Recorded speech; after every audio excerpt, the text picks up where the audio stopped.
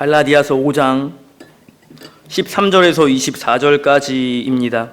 신약성경 308페이지에 있습니다. 신약성경 308페이지 갈라디아서 5장 13절에서 24절까지 보겠습니다. 다 찾으신 줄 알고 제가 봉독하겠습니다. 13절입니다. 형제들아, 너희가 자유를 위하여 부르심을 입었으나 그러나 그 자유로 육체의 기회를 삼지 말고 오직 사랑으로 서로 종노릇하라.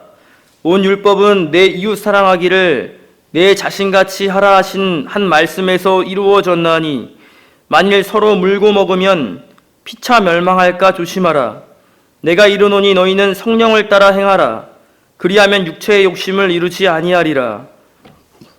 육체의 소욕은 성령을 거스르고 성령은 육체를 거스르나니 이 둘이 서로 대적함으로 너희가 원하는 것을 하지 못하게 하려 함이니라. 너희가 만일 성령이 인도하시는 바가 되면 율법 아래에 있지 아니하리라.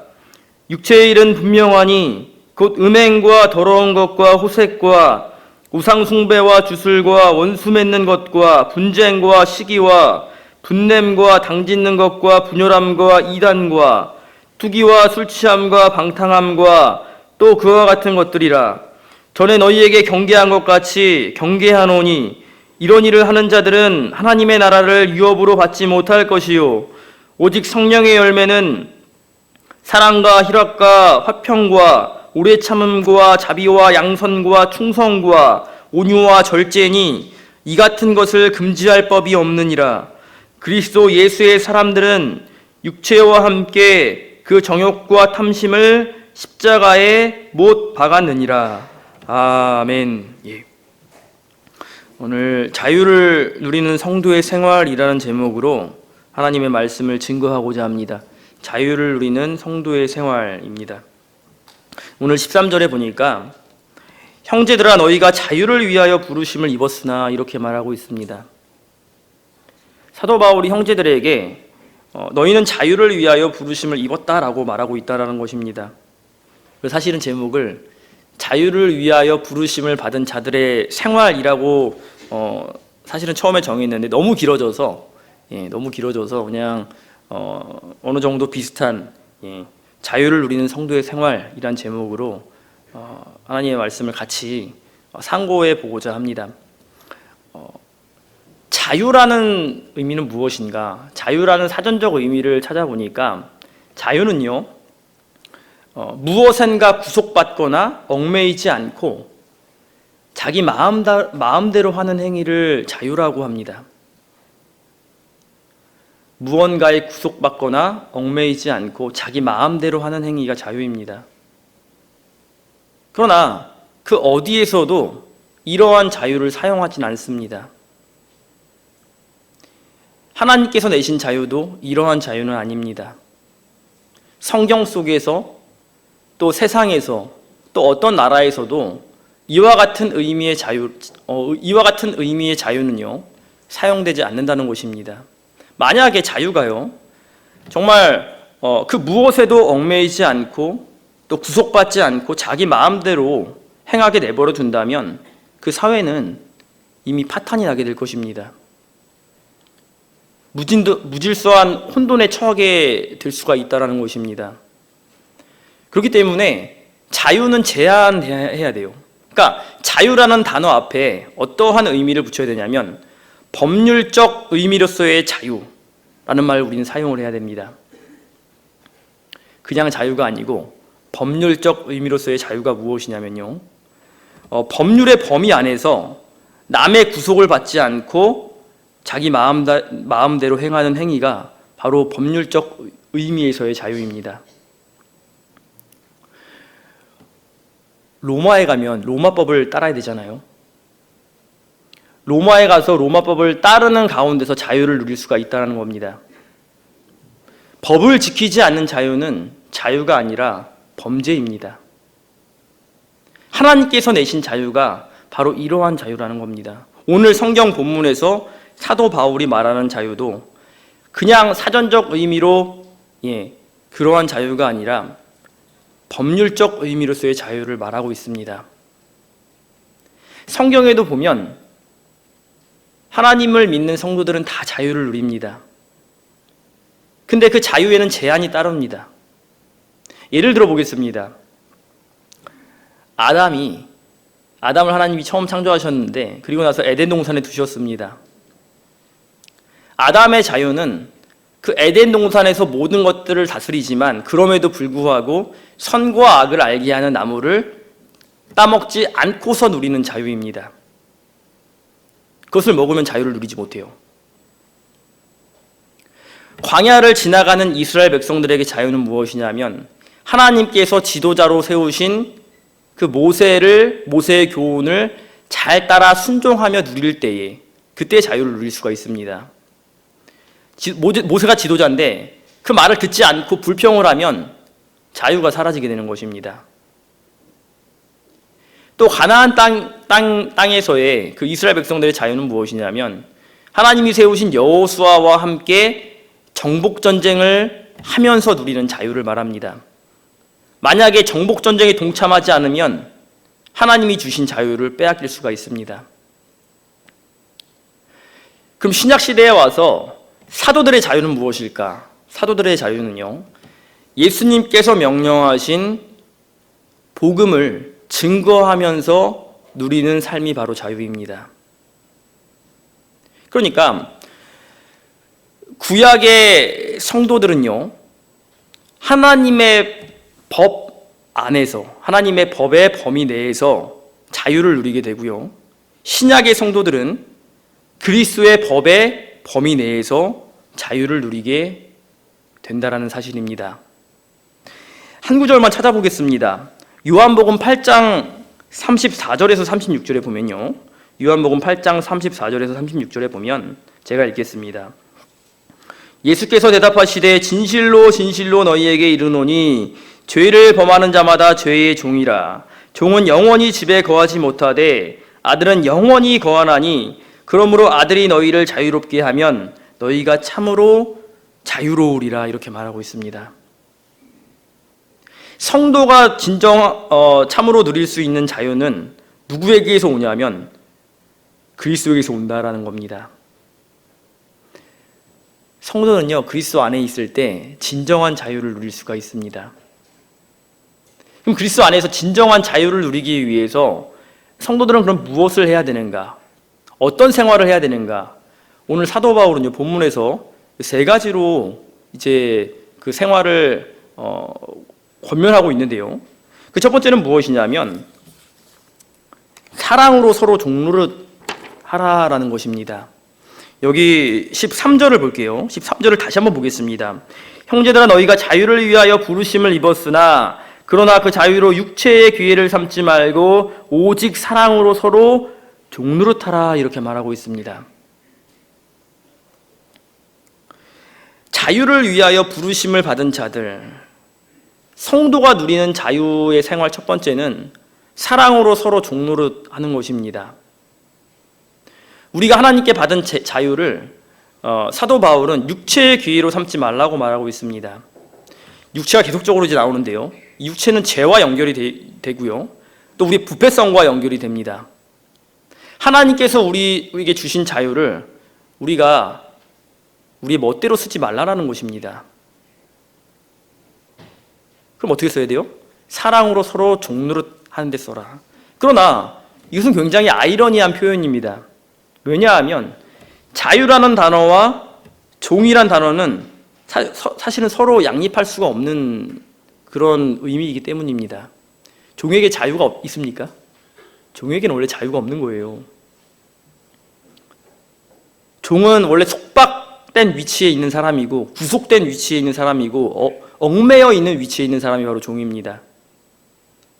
그러나 그럼에도 불구하고 서로 사랑으로 종노릇할 때 성도가 자유를 누릴 수 있다라는 것이 성립될 수 있는 이유는 그리스도의 법의 핵심이 사랑이기 때문입니다. 우리가 대한민국의 법을 지킬 때 자유를 누릴 수가 있잖아요. 그것처럼 그리스도의 법이 바로 사랑이라는 거예요.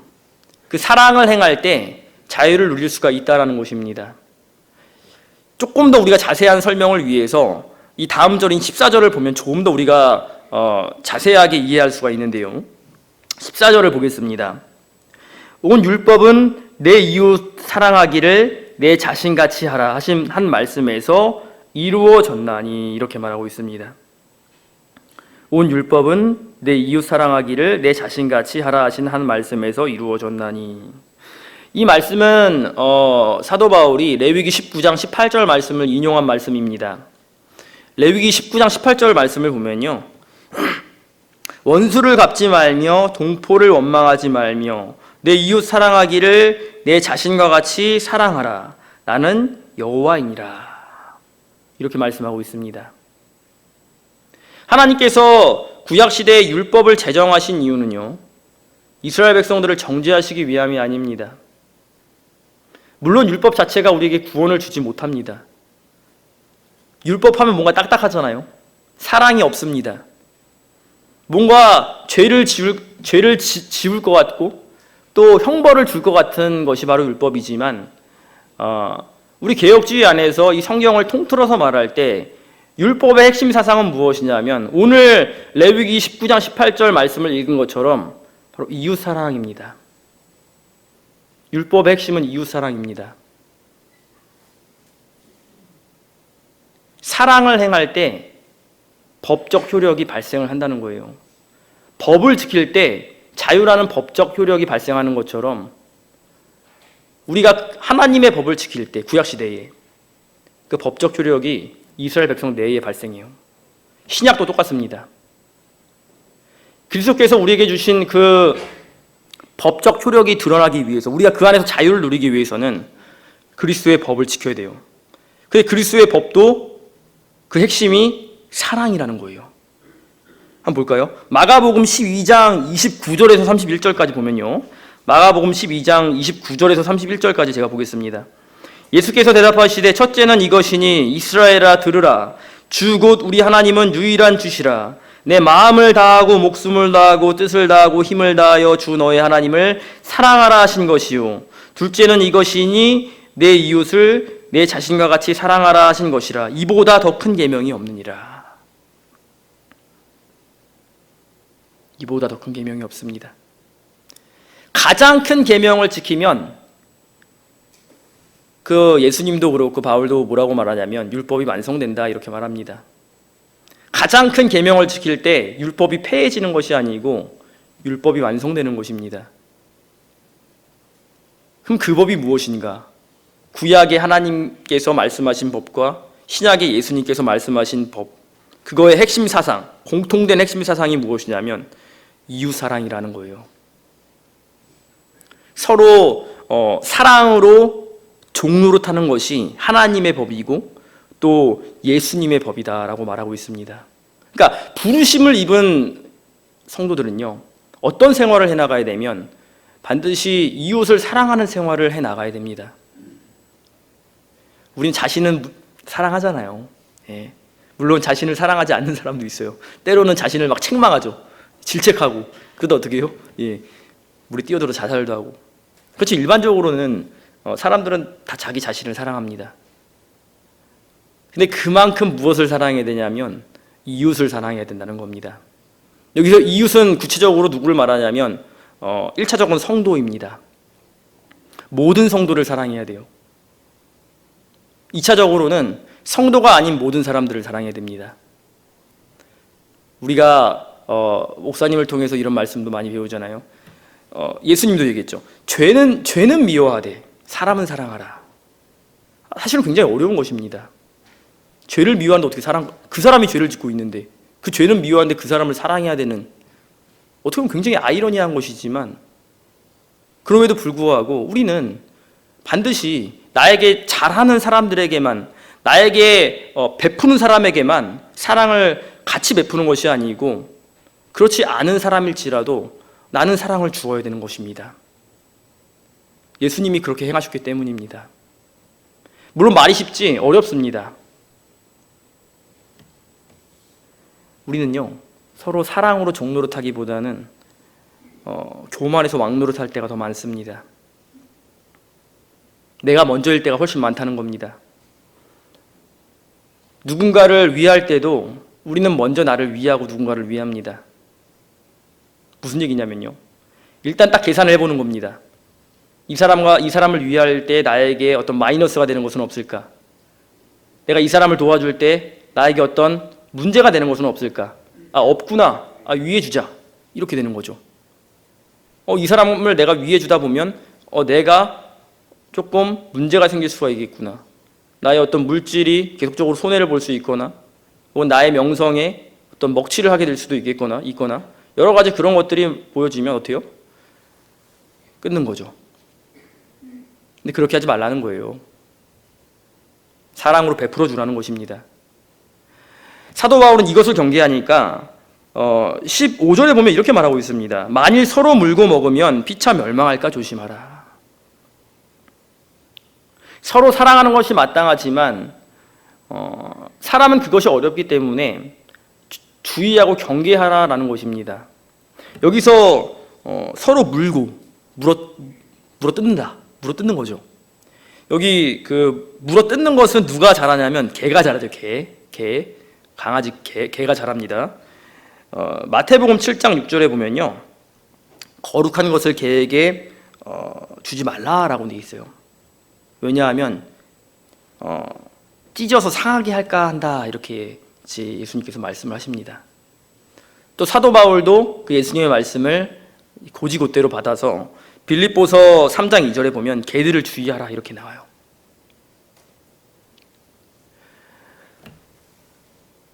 서로 물고 서로 물어뜯고 또 먹게 된다는 것은 그 원어상으로 보면요, 파괴한다라는 의미가 있습니다. 그러니까 서로 물고 찢고 파괴하면 어떻게 되냐면 세워지는 것이 아니고 같이 망하게 된다라고 지금 말하고 있는 것입니다. 마태복음 12장에 보면 그 예수님께서 말 못하는 벙어리를 이제 고쳐주세요. 예. 그때 이 바리새인들이 그것이 또 보기가 싫은 거예요. 예수님이 하나님의 영광을 드러내는 일을 보기가 싫은 겁니다. 왜냐하면 시기하고 질투하니까. 그러니까 뭐라고 하냐면 예수님께서 그 벙어리를 고쳐주신 것은 하나님의 능력으로 한 것이 아니고 바알세불의 능력을 힘입어서 고쳐준 것이다, 이렇게 비난을 하는 거예요. 근데 예수님께서 뭐라고 말씀하시냐면요, 마태복음 12장 25절에서 26절을 보면요, 마태복음 12장 25절에서 26절에 보면 예수께서 그들의 생각을 아시고 이르시되 스스로 분쟁하는 나라마다 황폐하여질 것이요 스스로 분쟁하는 동네나 집마다 서지 못하리라. 사탄이 만일 사탄을 쫓아내면 스스로 분쟁하는 것이니 그리하고야 어떻게 그의 나라가 서겠느냐. 이렇게 바리새인들을 책망하시거든요. 분쟁을 일으키고 분쟁을 조장하는 나라가 사탄의 나라잖아요. 근데 그 사탄의 나라에서조차도 서로 분쟁하고 싸우면 그 나라가 서지 못한다는 거예요. 그렇다면 분쟁을 결코 용납하지 않는 하나님 나라에서는 서로 물고 먹는 일은 결코 있어서는 안 된다는 것입니다. 무엇을 해야 되는가? 자유를 위하여 부르심을 입은 성도들, 첫 번째는 사랑으로 서로 종노릇을 해야 된다는 겁니다. 두 번째 해야 될 일은 무엇이냐면 성령을 따라 행해야 됩니다. 여기 16절과 17절을 보겠습니다. 내가 이르노니 너희는 성령을 따라 행하라. 그리하면 육체의 욕심을 이루지 아니하리라. 육체의 소욕은 성령을 거스르고, 17절입니다. 성령은 육체를 거스르나니 이 둘이 서로 대적함으로 너희가 원하는 것을 하지 못하게 하려 함이니라. 이렇게 말하고 있습니다. 성령을 따라갈 때는요, 우리가 한 가지를 더 해야 돼요. 그것이 무엇이냐면 육체의 소욕을 따라가지 않는 것입니다. 성령을 따라갈 때는 반드시 한 가지를 기억해야 되는데 그것이 무엇이냐면 육체의 소욕을 버려야 된다는 거예요. 왜냐하면 성령과 육체의 소욕은 어때요? 완전 판이하기 때문이에요. 완전히 정반대가 된다는 겁니다. 어떻게 할 수 있냐면 성령이 맺는 열매와 육체가 맺는 열매를 볼 때에 알 수가 있습니다. 만약에 그 열매 중에서 같은 것이 있다면 극과 극이 아니겠죠. 그런데 성령이 맺는 열매와 이 육체의 소욕이 맺는 열매는요, 완전히 정반대입니다. 여기 한번 볼까요? 보겠습니다. 19절부터 보겠습니다. 19절에서 21절까지 육체의 소욕이 맺는 열매에 나와 있는데요. 육체의 일은 분명하니 곧 음행과 더러운 것과 호색과 우상 숭배와 주술과 원수 맺는 것과 분쟁과 시기와 분냄과 당짓는 것과 분열함과 이단과 투기와 술 취함과 방탕함과 또 그와 같은 것들이라. 이렇게 나오죠. 딱 봐도 좋지 않죠? 우리가 경계해야 될 것들입니다. 14가지가 나와 있는데요, 총. 잘못 썼을 수도 있어요. 나중에 다시 한번 세보세요. 근데 이 14가지를요, 크게 3가지로 분류해 볼 수가 있어요. 어떤 걸로 분류해 볼 수 있냐면요. 첫 번째는요, 음행이랑요, 더러운 것, 호색, 술 취함, 방탕함, 이것은요, 육체적인 간음을 의미합니다. 구약시대에 육체적인 간음을 행하면 어떻게 되냐면 돌로 쳐 죽임을 당해요. 왜냐하면 하나님의 의를 이루지 못하기 때문입니다. 또 두 번째는 우상 숭배와 주술과 이단과 투기입니다. 그것은 영적 간음입니다. 영적 간음. 이것도 하나님의 의를 이루지 못하죠. 이스라엘 백성들 중에서 이 광야길을 가는 백성들 중에서 4가지 죄 때문에 가나안 땅에 들어가지 못하게 되는데 그 중에 한 가지가 무엇이냐면, 첫 번째가 무엇이었냐면 우상 숭배하는 일이었습니다. 두 번째는 간음이었죠. 그러니까 육체적인 간음이든 영적 간음을 하든지 간에 하나님은 기뻐하시지 않는다라는 거예요. 그리고 세 번째로 분류로 볼 수 있는 것은 원수와 분쟁, 시기, 분냄, 당짓는 것, 불화, 분열함, 이겁니다. 이건 무엇이냐면 깨뜨리는 거예요. 교회라는 곳은요, 화합하는 곳입니다. 그리스도 안에서 하나가 되는 것이 교회예요. 깨뜨리는 것은 누가 잘하냐면 마귀가 잘하는 것입니다. 그러니까 제가 세 부류로 나눴지만 더 나눌 수도 있고 또 덜 나눌 수도 있겠죠. 제가 그냥 나눈 겁니다, 임의로. 근데 공통점이 무엇인가 보니까 결국에 이 3가지 부류는 모두 하나님의 진노를 이루게 된다는 겁니다. 하나님의 진노하심을 이루는 것이 바로 이 육체의 일들입니다. 그러니까 여기 1절이죠. 21절 중반절부터 읽겠습니다. 전에 너희에게, 이렇게 읽겠습니다. 전에 너희에게 경계한 것 같이 경계하노니 이런 일을 하는 자들은 하나님의 나라를 유업으로 받지 못할 것이요. 이렇게 말하고 있습니다. 이런 일을 하는 자들은 하나님의 나라를 결코 유업으로 받지 못합니다. 근데 우리가요, 이것을요, 어떻게 해석을 해야 되냐면 하나님의 나라를 유업으로 받지 못한다라고 하니까 그러면은 유업만 없을 뿐이지 천국은 갈 수 있구나라고 생각할 수 있는데 그것이 아닙니다. 조금 과격하게 말씀드리겠습니다. 하나님의 나라를 유업으로 받지 못한다는 이 뉘앙스는 사망과 멸망과 직결이 되는 것입니다. 로마서 8장 5절에서 6절에 보면요. 로마서 8장 5절에서 6절에 보면요. 제가 읽겠습니다. 육신을 따르는 자는 육신의 일을, 영을 따르는 자는 영의 일을 생각하나니 육신의 생각은 사망이요 영의 생각은 생명과 평안이니라. 이렇게 말하고 있습니다. 육신을 따르는 자는 육신의 일을 하게 됩니다. 물론 성도가 아니에요. 성도를 말하는 것이 아니죠. 예. 지난주에 종희정 목사님 말씀하셨죠? 우리 가운데 그런 사람들이 없습니다. 예. 그렇지만 육신의 생각은 사망이라고 지금 말하고 있습니다. 그러니까 하나님의 나라를 유업으로 받지 못한다는 것은 지금 어떤 뉘앙스로 받아들여야 되냐면 사망의 길을 간다라고 볼 수가 있는 것입니다. 육체를 따라가는 자들은 사망의 길을 가는 자들입니다. 반면에 성령을 따라가면 뭐라고 말하고 있냐면 생명의 길이다, 이렇게 얘기하고 있어요. 생명의 길, 그 성령을 따라가는 그 길 끝에는 무엇이 있는가? 생명이 있다라고 말하고 있습니다. 한번 성령의 열매가 무엇인지 한번 보겠습니다. 22절과 23절입니다. 오직 성령의 열매는 사랑과 희락과 화평과 오래 참음과 자비와 양선과 충성과 온유와 절제니, 이렇게 나와 있어요. 성령의 열매는요, 사랑, 또 희락, 화평, 오래 참음, 자비, 자비는 친절함이고요, 양선은 선함입니다. 충성은 믿음과도 직결돼요. 예, 믿음. 그 다음에 온유, 온유한 것. 예.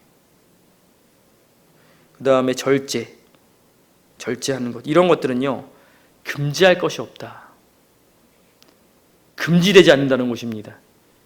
하나님 앞에서 이런 것들은 그 누구도 금지하지 못해요. 하나님 막지 않습니다. 왜냐하면 이 성령의 열매의 그 길 끝에는, 성령을 따르는 그 길 끝에는 생명이 기다리고 있기 때문이에요. 여기서 우리가 한 가지 분명히 알아야 될 사실은 무엇이냐면요, 육체의 길을 가는 자들은요, 사실 즐겁습니다.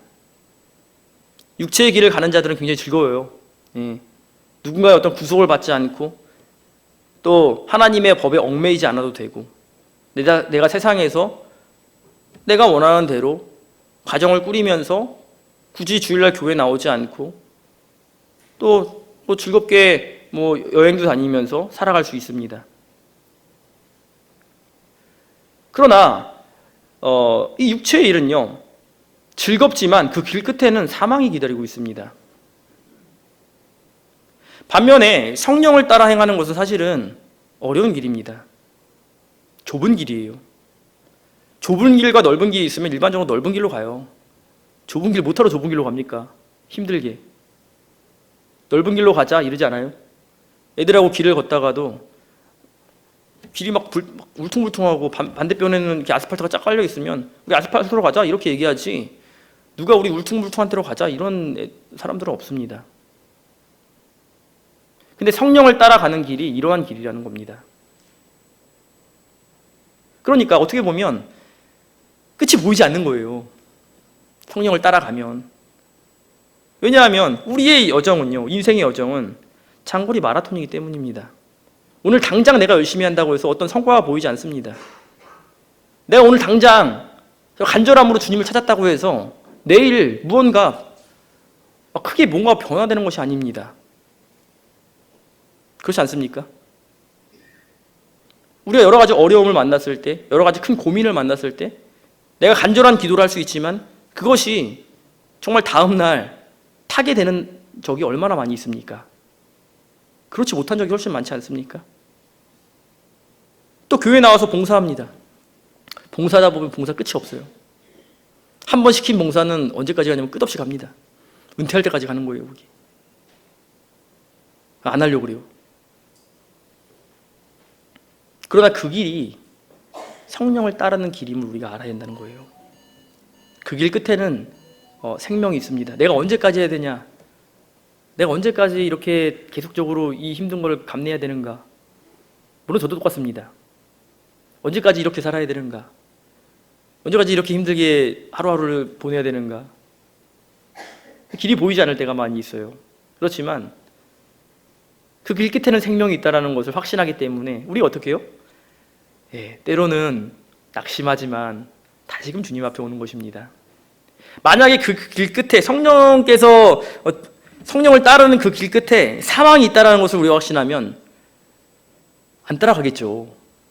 힘든데 왜 따라가요? 그 끝에 멸망만 기다릴 뿐인데. 그렇지만 내가 낙심함에도 불구하고 계속적으로 이 길을 가는 이유는 무엇이냐면 그 길 끝에는 생명이 기다리고 있다는 것을 우리가 확신을 하고 있기 때문입니다. 그 확신을 누가 주시는가? 성령이 우리에게 주신다는 거예요. 그러면 성령을 따라 사는 것이 무엇일까? 성령의 열매를 어떻게 해야 맺을 수 있을까? 요한복음 16장 13절에 보면요, 요한복음 16장 13절에 보면 이렇게 나와 있습니다. 그러나 진리의 성령이 오시면 그가 너희를 모든 진리 가운데로 인도하시리니 그가 스스로 말하지 않고 오직 들은 것을 말하며 장래일을 너희에게 알리시리라. 이렇게 말씀하고 있습니다.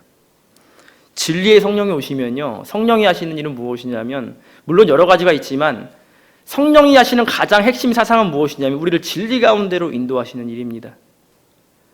물론 때로는 뜨거움을 받을 때도 있고요, 때로는 성령의 감동이 아주 뜨겁게 역사할 때가 있습니다.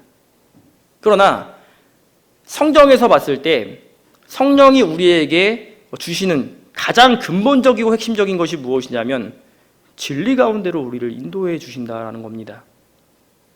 그러니까 성령을 따라 산다는 것은 무엇이냐면 진리를 따라 사는 삶이에요. 그럼 진리는 뭐예요? 진리는 복음이잖아요. 복음. 복음 위의 것은 진리가 아니에요. 근데 복음을 한마디로 표현하면 뭐죠? 그리스도라는 거죠. 그러니까 결국에 성령을 따라 사는 삶을 다른 말로 표현하면 그리스도를 따라 사는 삶입니다. 그리스도를 닮아가는 삶이 바로 성령을 따라가는 삶이에요. 그렇기 때문에 아까 전에 제가 그냥 넘어간 부분이 있었는데 그것이 몇 절이었냐면요, 18절입니다. 너희가 만일 성령이 인도하시는 바가 되면 율법 아래에 있지 아니하리라. 성령을 따라가는 삶은 그리스도를 따라가는 삶이기 때문에 그리스도께서 이미 율법을 완전히 성취하셨기 때문에 우린 율법 아래에 있지 않습니다. 그 예수님을 믿기만 하면 어때요? 율법이 우리를 더 이상 지배하지 못하게 되는 거예요. 그러니까 18절처럼 율법 아래에 있지 않게 되는 것입니다. 성령을 따라 살면요. 부르심을 입은 자들, 이 성도들이 자유를 누리는 성도들은요, 셋째로는 육체를 십자가에 못 박아야 됩니다. 24절이에요. 그리스도 예수의 사람들은 육체와 함께 그 정욕과 탐심을 십자가에 못 박았느니라, 이렇게 말하고 있습니다. 그리스도 예수의 사람들은 육체와 함께 그 정욕과 탐심을 십자가에 못 박았느니라. 지금 우리가 공통점을 발견해야 됩니다. 자유를 위하여 부르심을 입은 자들의 생활을 우리가 지금 배우고 있는데, 지금 부정적으로 나오는 것들이 계속 무엇이냐면 육체라는 거예요, 지금. 근데 우리 육신 껍데기가 아닙니다. 죄라는 거예요, 죄, 부패성. 우리 안에 있는 부패성. 그것이 우리가 자유를 누리는데 굉장히 큰 방해 요소로 작용하고 있다는 것을 지금 전 말씀드리고 싶습니다. 여기 24절에서요, 그리스도 예수의 사람들, 그리스도 예수의 사람들, 이것이 중요하죠. 그냥 사람들이 아니고 예수님께 속해 있는 사람들, 예수님 안에 있는 사람들, 예수님께서 사랑하신 사람들은 어떠한 사람들이냐면요, 육체와 함께 그 정욕과 탐심을 십자가에 못 박은 자들입니다. 잘 보셔야 됩니다. 이거 헷갈립니다, 이게. 그러니까 지금 사도 바울이 말하고 있는 것이 무엇이냐면요, 이거 굉장히 중요한데요, 그리스도 예수의 사람들, 성도들은요, 어떤 사람들이냐면 예수님 믿기 전에는 예수님을 십자가에 못 박은 사람들인데, 예수님을 믿은 후에는 자신이에요. 저고 여러분 자신입니다. 자신의 정욕과 탐심을 자기 자신이 못 박은 자다라고 말하고 있는 것입니다. 예수님이 못 박아준 것이 아니고 그 못 박아준 사람이 누구냐면 바로 자기 자신이라는 거예요, 지금. 오해하면 안 되는 것이 무엇이냐면, 그러면 구원을 받는 데 있어서 그럼 우리의 공로가 들어간 것이냐, 그것을 이야기하는 것이 아닙니다. 그것을 논하는 것이 아니에요. 구원은 전적인 하나님의 은혜입니다. 그것은 결코 바뀔 수 없는 진리입니다. 그렇지만 사도 바울이 강조하고 있는 것은 무엇이냐면, 구원을 받은 자들이 능동적으로 무언가를 행해 나가야 할 것을 지금 말하고 있는 것입니다. 오늘날 칼빈주의자들이요, 오늘날 대부분의 성도들이 굉장히 안일한 신앙생활을 하는 그런 사람들이 참 많습니다. 알미니안주의 같은 경우는요, 제가 조직신학을 좀 꺼내서 죄송한데요, 구원을 잃을 수 있다고 생각하니까 구원에 굉장히 매달려요. 감리교 다니시는 분들, 알미니안주의들은. 그런데 칼빈주의들은 한번 구원 받아놓으면 어때요? 아직 구원 잃지 않으니까, 적당히 믿는 분들이 참 많이 있는 것 같습니다. 여러분들이 그렇다는 게 아니에요. 사도 바울은 이것을 경고하고 경계하고 있습니다. 구원을 받을 때도요, 우리 편에서는 노력이 분명히 필요합니다. 가만히 있는다고 구원받는 거 아닙니다. 하나님께서 우리에게 은혜로 우리의 마음에 비춰주실 때 우리 무엇을 해야 되죠? 전적인 자복과 통회와 회개가 일어나야 되는 것입니다. 경험해 보셨을 것입니다. 또 하나님을 믿는 믿음과 확신이 우리에게 생겨나요. 그럼 우리 편에서 하는 거 아닙니까? 근데 그러한 일들은 한 번으로 끝나는 것이 아니라는 거예요, 지금. 하나님의 은혜가 한 번 받으면 끝입니까? 더 이상 안 받아도 이제는 제가 모든 마귀들을 다 이길 수 있습니까? 사탄 다 이길 수 있습니까? 못 이기잖아요. 하나님의 은혜는 날마다 있어야 됩니다. 그러기 위해서 어떻게 되는가? 날마다 회개해야 되는 거예요. 우리에게 아직 부패성이 남아있기 때문에 우리 욕심과 또 뭐죠? 탐심을 날마다 십자가에 못 박아야 돼요. 그 생활을 날마다 해나가야 된다는 겁니다. 그것이 자유라는 거예요. 세상적인 자유와는 너무 다릅니다. 종노릇하는 거, 또 십자가에 자신을 못 박는 생활, 그것이 어떻게 자유와 연결이 될 수 있겠습니까? 그렇지만 그리스도 안에서 사랑으로 그것이 연결이 될 수가 있는 겁니다. 세상에는 주님의 그러한 사랑이 없어요. 연결이 안 돼요, 이것이. 그 자유와 이 사랑의 종, 또 십자가에 못 박는 생활이 사랑이 없기 때문에 연결이 안 되지만 성도 안에서는 가능합니다. 왜냐하면 거기에는 그리스도의 사랑이 풍성하게 존재하기 때문입니다. 말씀을 맺겠습니다. 오늘 우리가 본문을 통해서 세 가지를 반드시 기억해야 됩니다. 그 첫 번째가 무엇이냐면 성도가 누려야 할 자유는요, 이웃 사랑이 되어야 됩니다. 성도가 누려야 할 자유는요, 첫 번째가 이웃 사랑이어야 된다는 거예요. 물론 자신도 중요해요. 저도 제 한 번 권사 잘 못해서 누군가를 위해서 기도하는 것이 참 어렵습니다. 내가 죄인이고 내가 잘못하고 있는데 누군가를 기도한다고 해서 하나님께서 들어주실까? 내가 나에 대한 죄도 제대로 회개하지 않으면서 저도 그렇게 생각할 때가 많거든요. 그러나 그럼에도 불구하고 성경을 볼 때 성경의 위대한 지도자들은 나를 위해 산 사람이 아니고 누군가를 위해서 산 사람들입니다. 사랑은 받는 것이 아니고 주는 것입니다. 또 우리가 사랑을 행해야 되는 이유는 어렵지만 이것이 그리스도의 법이고 명령이다라는 사실을 기억을 해야 됩니다. 이것은 지켜도 되고 안 지켜도 되는 것이 아닙니다. 이건 명령이에요, 명령. 그래서 우리가 반드시 지켜야 되는 것이고요. 둘째는 성령의 열매를 풍성하게 맺어야 됩니다. 이제 추수때가 됐죠. 다음 주 추수감사절입니다. 추수 때에 농부들이 가장 바라는 것이 무엇일까요? 아주 좋은 품질의 곡식들을 풍성하게 수확하는 것, 아주 좋은 극상품의 과일들을 풍성하게 수확하는 것이 농부들이 원하는 것인 것처럼 하나님께서 우리에게 무엇을 원하시는가, 무엇을 거두시기를 원하시는가? 그것은요, 물질도 있죠. 그렇지만 가장 중요한 것은 내 안에서 맺혀지는, 성령을 통해서 내 안에서 맺혀지는 성령의 열매라는 사실입니다. 이것을 내가 풍성하게 맺혔을 때 그때 하나님께서 우리를 잘했다 칭찬해 주신다는 거예요. 마지막 세 번째는요, 성화는 우리의 의지를 요구합니다. 성화라는 것은 이제 믿는 사람들이 이제 구원을 이루어가는 것을 말하는 거거든요. 근데 우리가 성화를 이루어갈 때는요, 반드시 우리의 노력이 필요합니다. 반드시 노력이 필요해요. 근데 목사님도 말씀하셨죠. 사랑도 노력해야 된다고. 노력해야 돼요, 진짜로. 예. 사랑은 노력한다고 되는 것이 아닙니다. 그렇지 않습니다.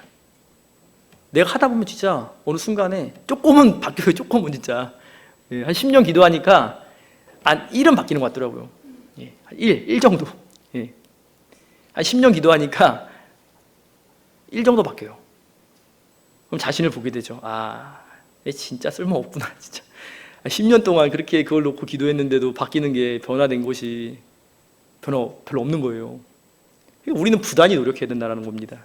제 자신을 볼 때 그렇다는 거예요. 그래서 단순히 우리가 말씀을 듣는 것에서만 그치는 것이 아니고 삶이 되어서는 안 됩니다. 저도 똑같습니다. 말씀을 선포하지만 저도 그렇고 여러분들도 그렇고 반드시 우리는 날마다 우리 부패성과 싸워야 되고 죄와 싸워야 되고 마귀와 싸워야 돼요. 통회하고 자복하고 또다시 주님께 나아가고 또 내가 부족한 것을 다시 붙들고 회개하고 그런 삶을 살아나가야 된다는 것입니다. 그래서 자유를 위하여 부르심을 받았다라는 것이 참 이 삶 가운데는 참 고난이 많이 따르지만 그럼에도 불구하고 부르심을 입었다라는 것이 얼마나 감사합니까?